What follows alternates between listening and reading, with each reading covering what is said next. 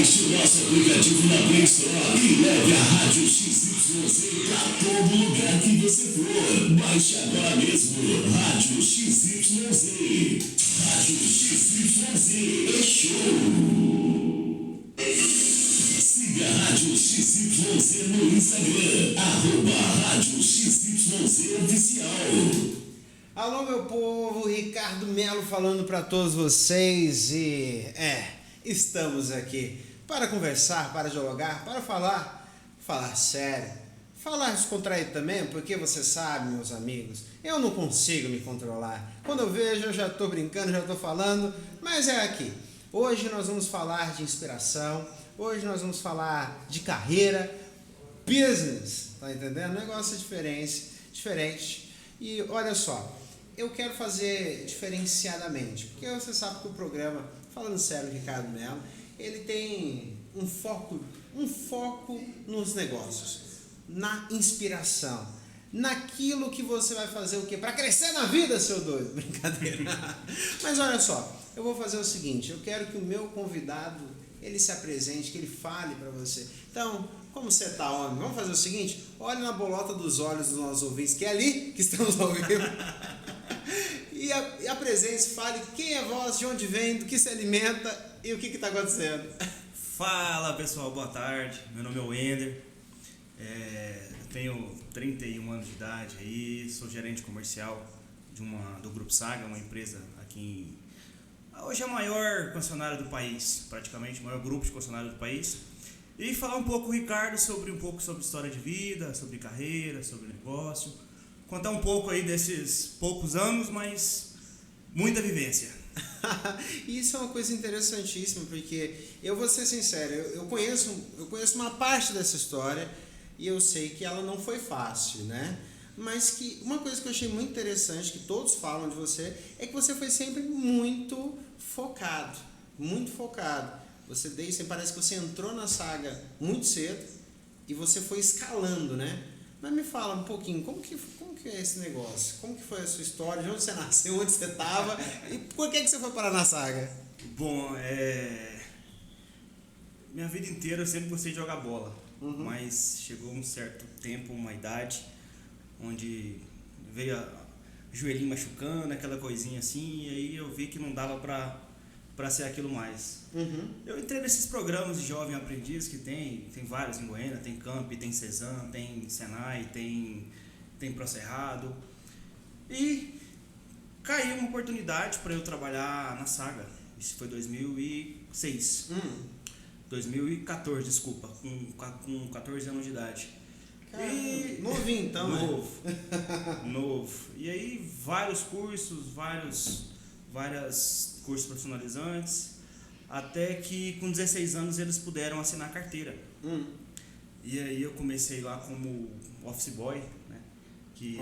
Office boy, fazia serviço de cartório, de giro, pegava em cartas, levava para cartório para reconhecer firma. Então tu começou bem por baixo mesmo.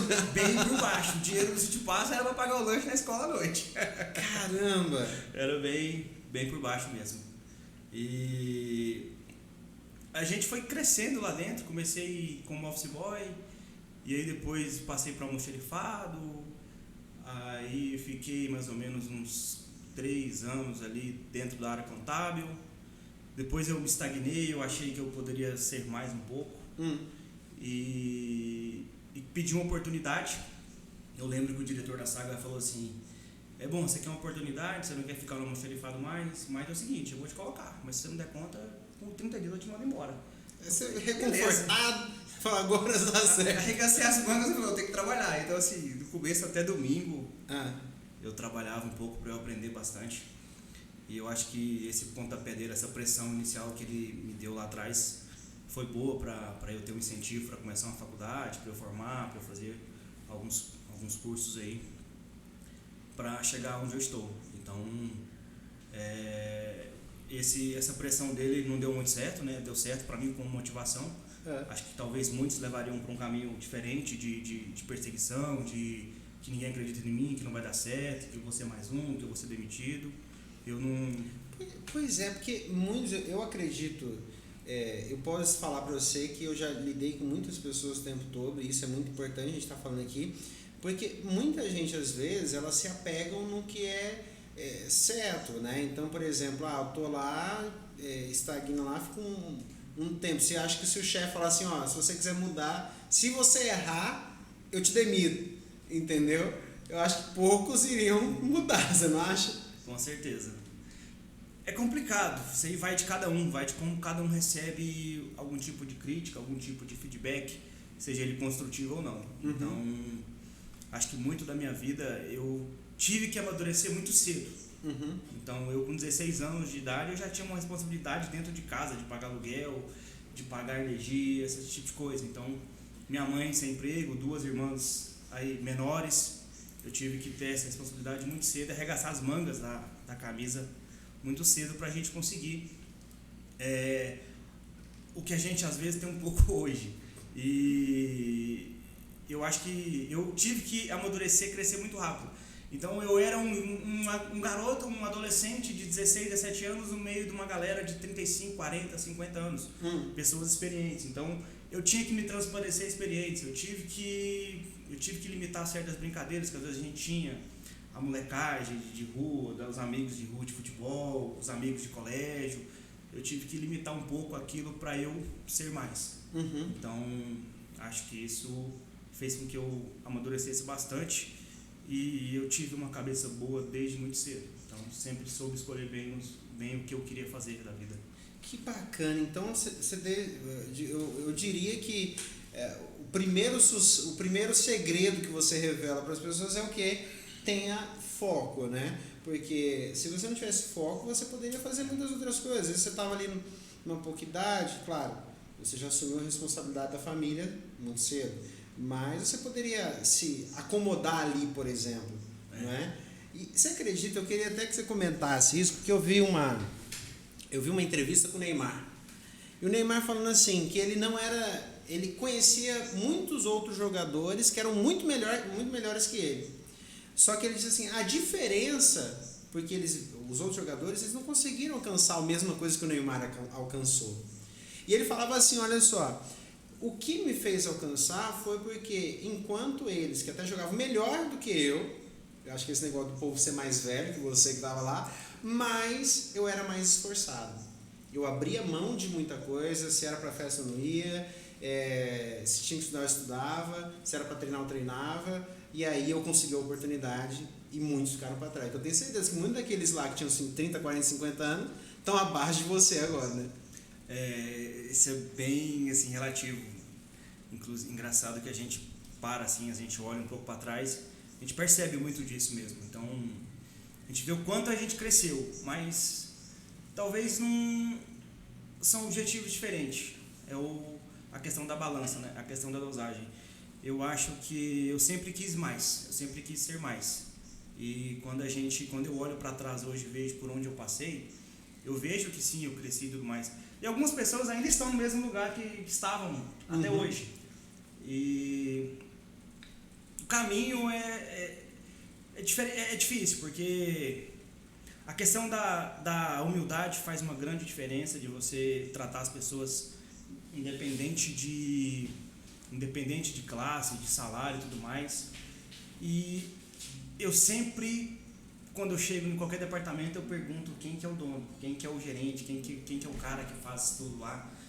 E eu procuro saber o que ele faz, eu quero entender tudo que ele faz. Então, acho que com essa expertise, com essa resiliência, com esse querer fazer as coisas, de querer aprender um pouco de tudo, acho que despertou nas pessoas que talvez esse garoto aqui possa ser um pouco mais. Então, assim, dessa forma eu também pedi oportunidade várias vezes e acho que nunca fui decepcionado também. Às vezes já decepcionei muito, bastante, mas nem por isso eu abaixei a cabeça. Teve algum momento que você falou assim, tá rapaz, fiz um negócio aqui que eu vou ser demitido mesmo. É complicado, porque o tipo de comércio que a gente mexe com o dinheiro dos outros. Então você tem que ter uma resiliência, uma paciência, uma virtude bem diferente. Você tem que ser paciente e tem que assumir. né? Você tem que Tem assumir. que ter coragem, né? Uma vez eu escutei um ditado, uma frase, na verdade, né, que eu jamais esqueci. Quantas vezes eu converso com várias pessoas, eu replico essa frase. Só tem uma pessoa no mundo que não precisa treinar. Só tem uma, essa pessoa. O resto todos têm que treinar. Essa pessoa que não precisa treinar, que você pode pôr uniforme, pôr pra jogar, chama-se Romário. O resto.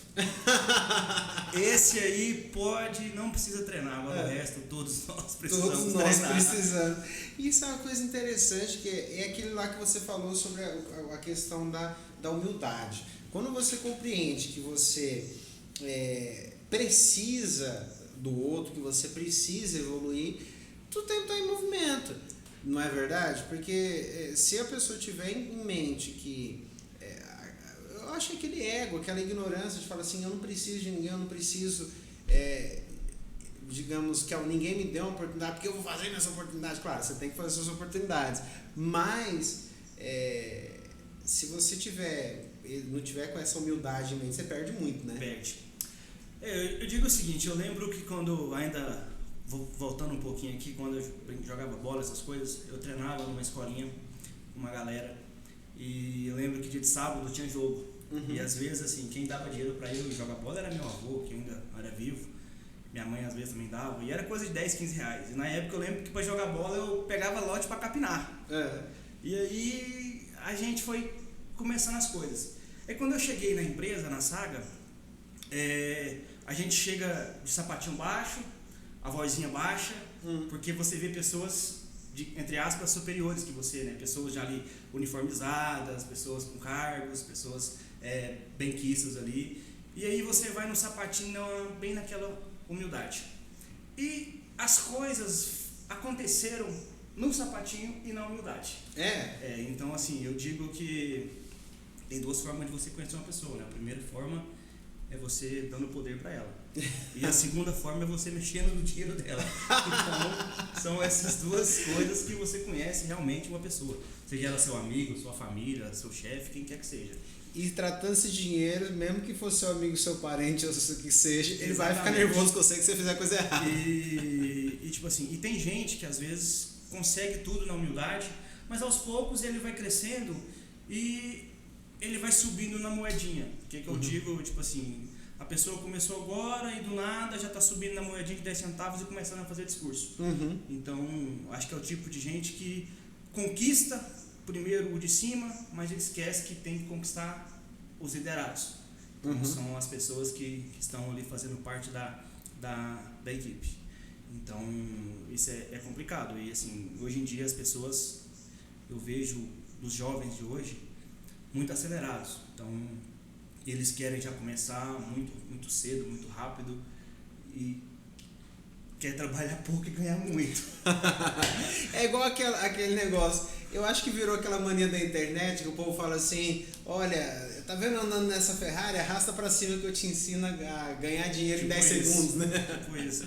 Não é assim, viu? Esse arrasta pra cima não cola muito não. Na escola da vida, na realidade, é bem diferente. E até hoje, assim, eu passei por vários cargos. Então, vou fazer 15 anos de empresa agora em junho. Então, eu tenho 31, 50% da minha vida foi lá dentro. Então, isso que eu queria até falar com você, uma coisa interessante, porque eu estava fazendo algumas entrevistas aqui para pessoas para agir na rádio, né? Trabalhar na rádio, e uma coisa que eu achei engraçado. Eu perguntei assim, olha, quantos anos você se imagina, você se vê dentro de uma empresa? Se eu te contratar hoje, quantos anos você ficaria aqui dentro trabalhando?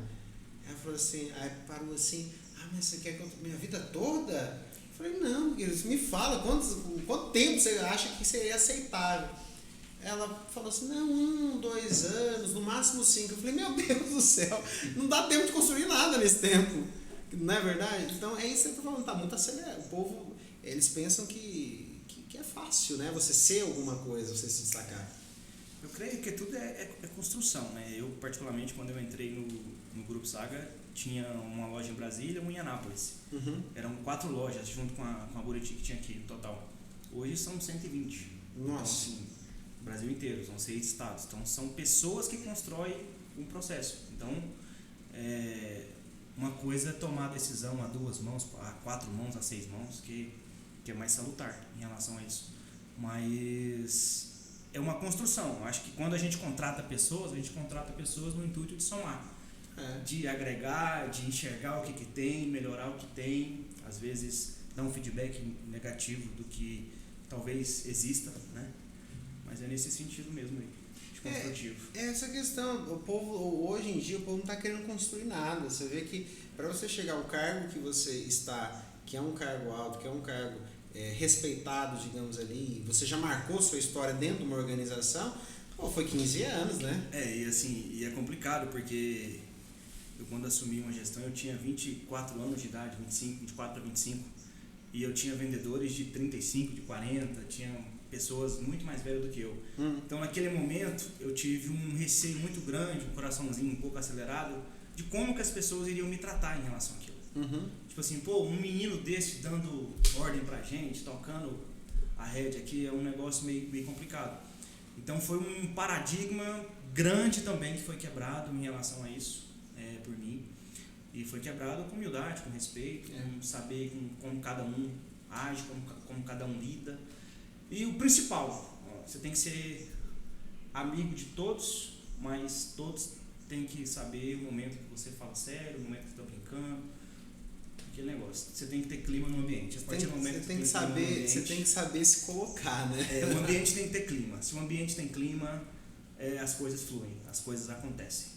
E lembrando também que você veio de um início muito humilde, né? A sua vida em si, a sua história, lá no início você teve que romper muitas barreiras sociais também, né? Bastante.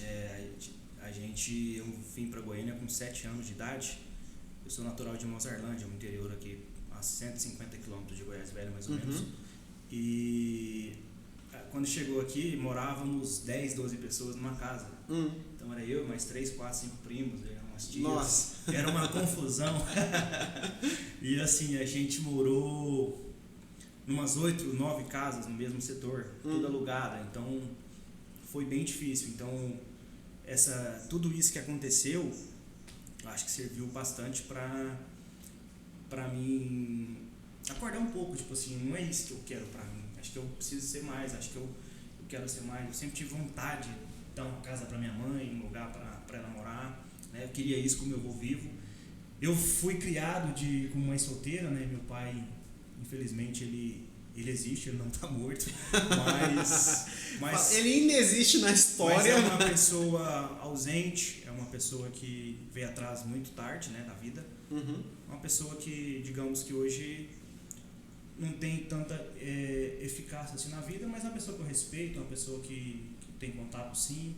Digamos que ele não estava na sua história, né? Não estava. E aí esse cara que foi essa parte paterna foi meu avô, faleceu em 2009 com 19 anos. Esse cara assim era uma inspiração de tudo, de muita coisa. Acho que ele fez por mim, acho que é uma gratidão eterna. Não sei nem quando que a gente vai conseguir retribuir isso, mas o legado da educação, da humildade, do pé no chão, de fazer as coisas certas, mesmo que ninguém esteja vendo, é um legado bastante dele. Tenho muito dele, das características de coisas boas, hoje comigo. É aquela coisa, né? Tem certas pessoas que marcam, né? E eu acredito, eu não sei o que você tem essa opinião sobre. Antigamente, eu acho que você deve ter dado isso, que eu vi você inclusive falando sobre marcar, né? Sobre, mesmo que alguém não esteja vendo você fazer sua parte, vem muito sobre deixar legado. Que o legado, né? O que as pessoas vão... Qual que é o meu legado? Vinha muito de antigamente, né? Hoje em dia a galera tá solta na vida, não quer saber de deixar marca nenhuma, né? Mas antigamente tinha muito isso, então isso é uma coisa que, digamos, te inspira, né? Que nem você falou, olha, eu tinha vontade de dar uma casa para minha mãe, eu tenho vontade de fazer isso, vem muito legado, né? Tem muito legado, né? A gente cita muito a questão de exemplo. Eu acho que todo mundo na vida, qualquer ser humano aí tem uma pessoa de inspiração, uma pessoa de exemplo na vida que possa seguir. E eu conheci várias pessoas legais, mas a principal, assim, de vida mesmo, de lição de vida, foi meu avô. Que foi um cara que eu assim, não tem nem o que dizer dele. Ele te ensinou tudo que, digamos, um pai deveria ensinar, ele estava ali. Exatamente. Então, é complicado você falar disso, mas ele foi sim um grande exemplo. Agora, falando de vida profissional, eu tive vários exemplos profissionais na vida, pessoas muito boas. Teve um período que eu passei no grupo na parte de controladoria, que eu viajava bastante. Eu conheci vários gestores, então eu sabia como cada um trabalhava, e isso eu fui moldando, eu fui criando, absorvendo o que eu deveria fazer, o que eu tinha que fazer, o que eu não deveria fazer. Acho que é essa parte. É que você ficou encarregado de ver o que o povo estava fazendo, tava errando, tava pisando na carne de banana, você falou, epa! Exatamente, então são os exemplos também. Mas para uma pessoa ter uma vida muito boa no profissional, ele tem que ter uma vida muito boa também construída na parte da família. Por mais que seja humilde ou não, mas a gente tem sim pessoas boas, exemplos a seguir. Uma coisa que eu vejo muito é que as pessoas, às vezes, você tocou num ponto interessante aí. Porque muita gente, às vezes, fala assim, não, eu vou focar toda a minha existência só no profissional, mas esquece de cuidar da sua família, né? De cuidar dos que estão à sua volta. Aí acaba que não tem base pro restante, né? Não tem base. Eu lembro que quando eu comecei a trabalhar, assim que eu terei 18 anos, eu vi os mesmos amigos que dividiam um ônibus comigo, comprando moto, alguns comprando carro, e eu comprando televisão, comprando guarda-roupa, comprando sofá. Eu falei assim, poxa, primeiro para eu ter alguma coisa externa, eu preciso estar bem em casa, porque eu estando bem em casa, eu vou estar bem lá no meu trabalho, eu preciso ter clima em casa. E para ter clima, você tem que ter diálogo, ter conversas em tudo. E hoje eu sigo também muito essa vida de exemplo. Então, hoje, tudo que eu faço, até para os meus amigos que eu tenho, para minhas irmãs, eu digo que tudo que eu fiz e que eu faço é para deixar exemplo também em relação a isso.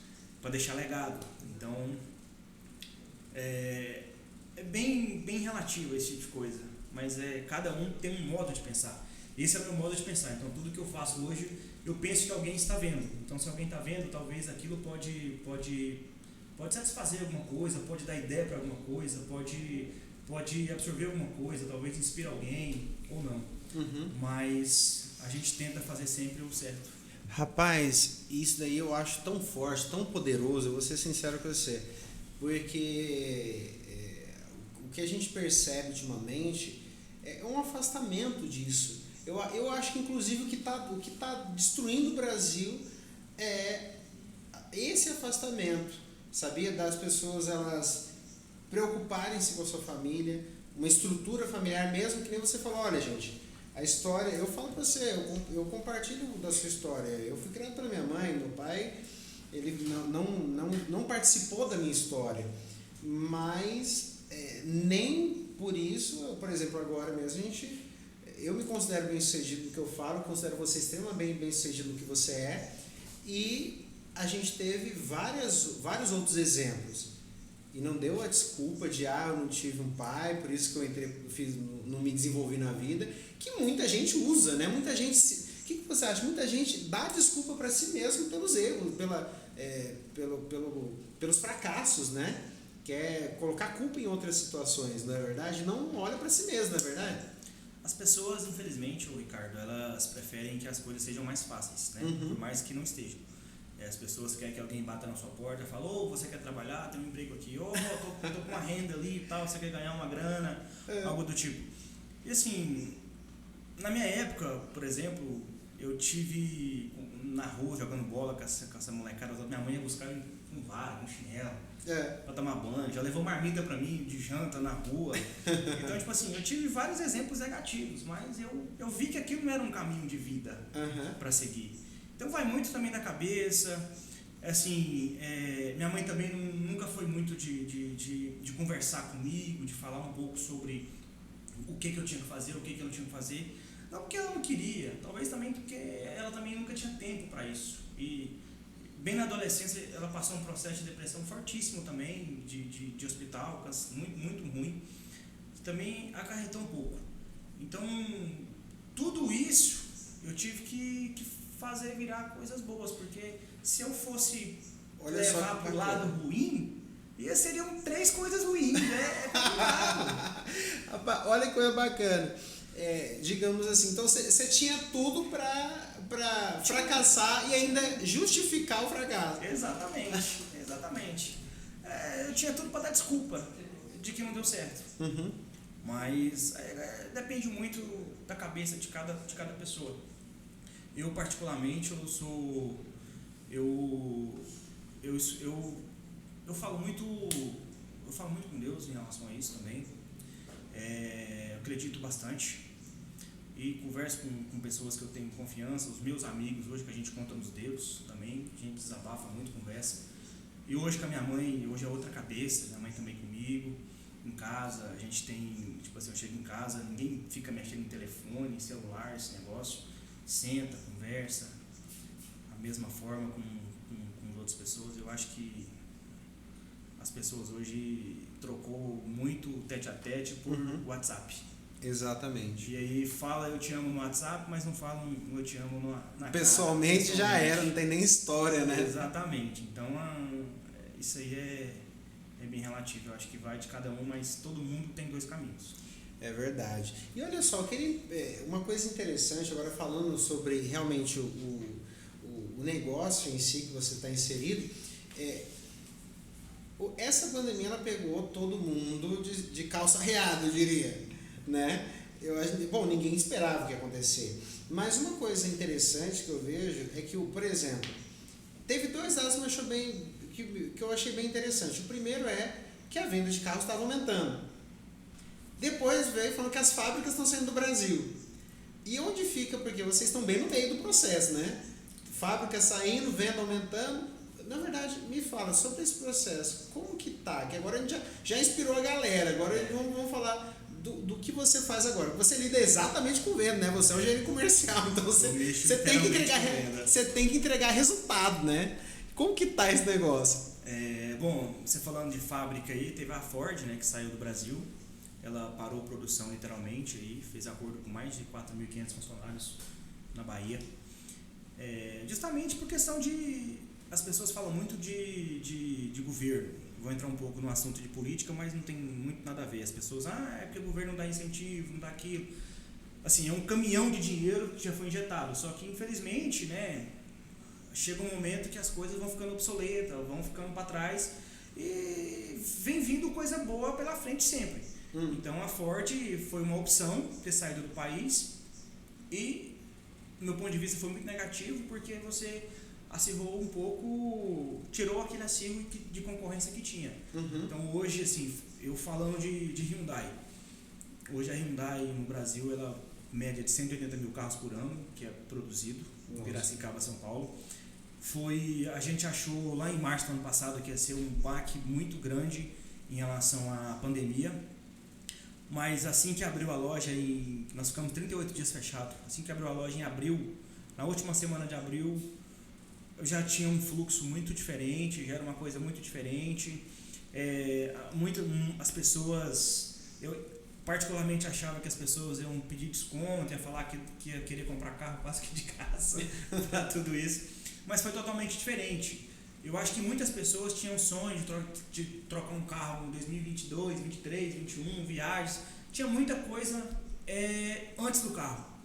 E aí combinou de que não pôde viajar, não pôde fazer nada, as pessoas compraram um apartamento e compraram um carro. Pois é, teve um boom, inclusive na venda de imóvel também. Na minha loja, particularmente, era uma venda de média de 120 carros mês até o mês de fevereiro de 2020. E de maio para frente, cara, nossas vendas foi traduzido para praticamente 200 carros mês. Caramba. Aumentei quase 40% em relação ao que a gente praticava de volume. E gerou mais emprego, né? E o que aconteceu? Que hoje falta bastante carro. O mercado não esperava essa reação tão grande que igual teve. Não mesmo. Assim, a procura foi muito grande. E o que aconteceu? As fábricas, quando teve a pandemia lá atrás, todo mundo pensou, vamos recuar, vamos parar de comprar, vamos produzir o que já tem e pronto, acabou. E nisso os fornecedores também fizeram a mesma coisa. Então o que aconteceu? O mercado saturou. Simplesmente hoje não tem peça no mercado. E muitas montadoras importam insumos, né? Estados Unidos, do México e tal, e o dólar de R$ 4,10 em março de 2020 bateu R$ 6. Então, uma importação para cá desse preço é um valor muito alto. E assim, infelizmente, margem de lucro em automóvel hoje no país não é uma coisa assim tão significativa. Por exemplo, quanto que normalmente, não sei se você pode revelar, mas é o lucro para a empresa em cima de um carro? Porque eu olho, por exemplo, para as vendedoras, eu falo assim, para as funcionárias, eu falo, pô, tá nadando em dinheiro. Claro, tem bastante dinheiro, claro. Assim, claro, mas é bem relativo.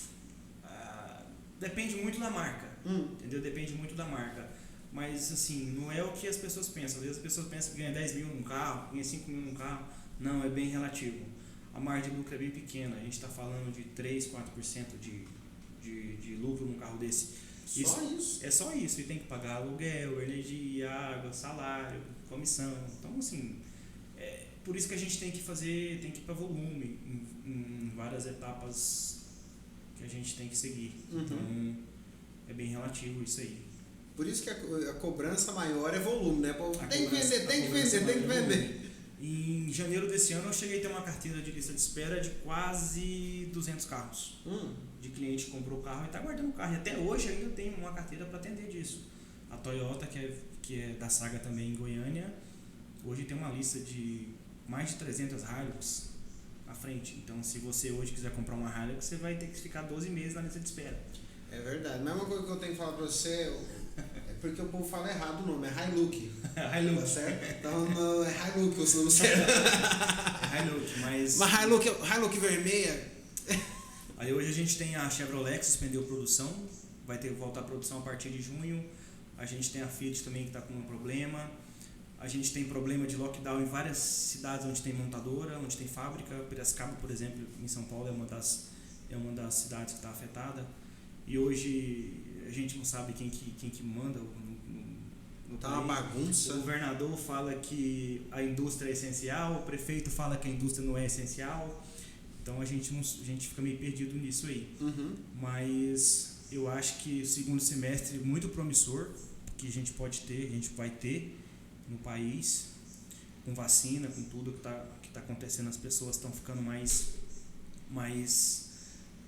digamos, menos apreensivas do que vai acontecer aí. Eu acho que bastante promissor no segundo semestre para muito, não só o comércio de veículos, né, mas em todos os outros também aí. Eu acho que todo mundo está esperançoso, né? Todo mundo está esperançoso. E olha, uma coisa o foco mesmo, eu vou ser sincero para você, era para você contar a experiência que você teve de vida, porque eu acredito que por trás de toda empresa são pessoas e por trás das pessoas tem uma história muito grande. E hoje em dia, todo mundo atribui muito o sucesso porque na internet foi assim, né? É aquele negócio que a gente fez, arrasta pra cima que eu te ensino a ganhar 10 milhões de reais num segundo. Mas é uma história muito grande. E eu acredito que a gente veio aqui para isso mesmo. Hoje em dia, né, você é bem sucedido.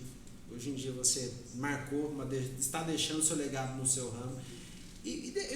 Eu quero que você deixe uma mensagem, às vezes lá para você mesmo, né? De 15 anos, 14 anos e para todo mundo que está agora ali também. Às vezes não só 14 anos, mas com os de 30, 50, 60 anos que inclusive hoje em dia tem que estar trabalhando, porque senão, menino, 60 anos você não para mais. Não para. Tá ativo. Mas para pessoas que às vezes estão tão desanimadas porque fracassaram muito, mas o que você diria para você mais novo ou para essas pessoas que estão iniciando aí novamente ou agora?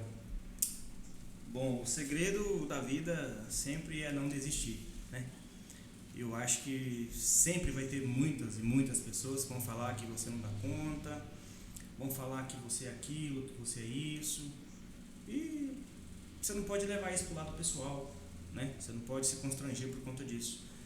Eu acho que a palavra aí, a frase do dia é não desistir mesmo. Então, acreditar mais em você, né? Buscar coisas que talvez você ainda não conheça, né? Eu acho que a parte de você não desistir é isso, né? Você se superar a cada dia. Eu acho que o mundo, sim, tem muitos bons exemplos, tem pessoas muito boas ainda, tem muitas pessoas que nos inspiram ainda. Então, a gente tem que buscar sempre ser melhor do que você foi ontem. Então, eu acho que a frase é essa: eu nunca desisti da vida. Acho que é isso. Menino, essa daí você foi inspirado agora aqui, menina. Mas ó, foi muito bom. Muito obrigado, meu amigo, por você ter vindo aqui, né, dado esse tempo de inspirar as pessoas, entendeu? E uma coisa que eu falo para você: continue sempre assim, seja sempre. Eu acho que o maior legado é aquilo que você falou, são as pessoas, né, o que você deixa nas pessoas. E muito obrigado por estar aqui compartilhando a história da sua vida, né? E que as pessoas elas tenham coragem também, como você teve, de trilhar os caminhos, saber que tudo é uma construção, não é verdade? Não adianta querer pular o corguinho, entendeu? Segue um passo de cada vez, não é verdade, menino? Com certeza. Esse é o segredo. Esse é o segredo, um passo de cada vez, paciência, as coisas não acontecem da noite pro dia. Persistência também faz parte. Faz parte, menino. Pague o preço pelo que você quer. É o que eu sempre falo. Eu acho que tudo na vida tem um preço. Quando você quer comprar uma Hilux, você tem que pagar o preço dela. Porque não é verdade? Você quer se tornar um gestor, um gerente, tudo bem sucedido, você tem que pagar o preço. Exatamente. Não tem saída, né? Galera, e olha só, né? A gente está chegando aqui ao fim. Eu quero deixar um grande beijo, um grande abraço para vocês. Lembrando que esse programa que falando sério, Ricardo Melo, eu fui bem sério, não fui? Bem sério. Eu tô mantendo minha seriedade, não tô? Demais. Não tô mantendo? Aí, ó, produção sabe como que é. Não, mas eu sou sério. Não, jovem? Demais, foi sério. Foi legal. Porque nós é diferenciado mesmo. Brincadeira.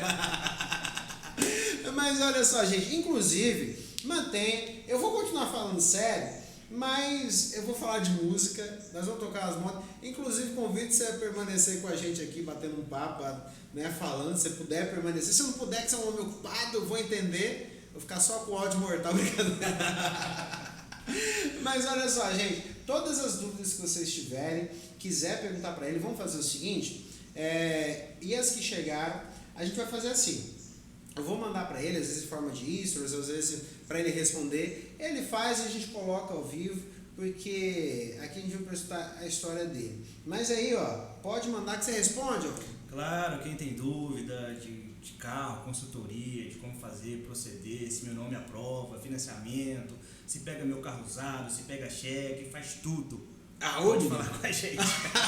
Se quiser também comprar um carro, a gente passa para ele. Exatamente. Eu vou comprar só 10% de comissão. Vou falar do Merchan, né? Mas vamos deixar uma parte. Eu quero uma Hilux, como que faz para ele proceder lá? Arrasta para cima. Arrasta para cima que eu te ensino. Arrasta para cima e preenche o formulário. Essa foi boa.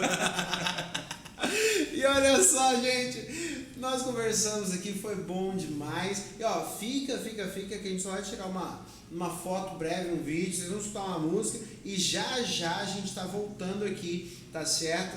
Com os cantores, compositores maravilhosos. Olha só, Huerto e Murilo, tamo junto, ó, obrigado demais da conta. E bora tirar umas fotos ali? Bora, agradeço a oportunidade. Bora, homem. Um grande beijo pra vocês e ó, espera que é só 5 minutinhos e eu já tô de volta pra vocês, seus lindos. Baixe o nosso aplicativo na